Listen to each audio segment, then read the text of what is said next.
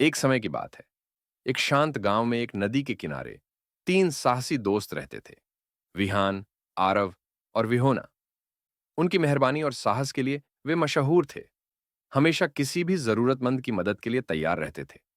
एक सूर्यमय दिन, जब वे नदी किनारे खेल रहे थे, उन्होंने पानी से आने वाली विचलित चीख पर ध्यान दिया।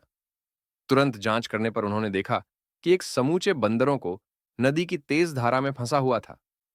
बंदर नदी में बहुत दूर तक जा चुके थे और अब उन्हें इस तीव्र धारा के बवंडर से बाहर निकलने में मुश्किल हो रही थी। बिना किसी हिचकिचाहट के विहान, आरव और विहोना ने तुरंत कार्रवाई करने का निर्णय लिया। विहान ने लंबी लताएं इकट्ठी की, जबकि आरव और विहोना ने मजबूत डालियों की तलाश की। टीम के रूप में काम करते हुए उन्होंने लता और डालियों से एक अस्थायी रस्सी और पुल तैयार किया। मेहनत और सहयोग से वे रस्सी को बंदरों की ओर फैलाया।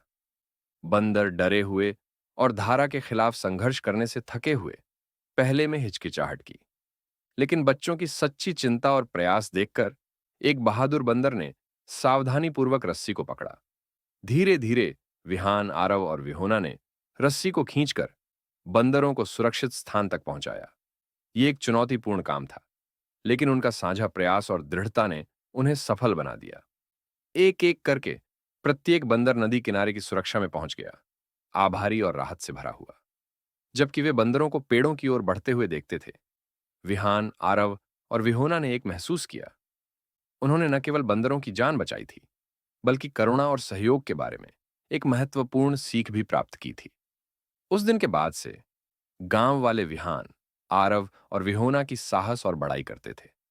उनके द्वारा कैसे बंदरों को बचाया गया, यह कहानी दूर दूर तक फैली और लोगों को प्रेरित किया कि वे जरूरतमंदों की मदद करने में अपना हाथ बढ़ाएं।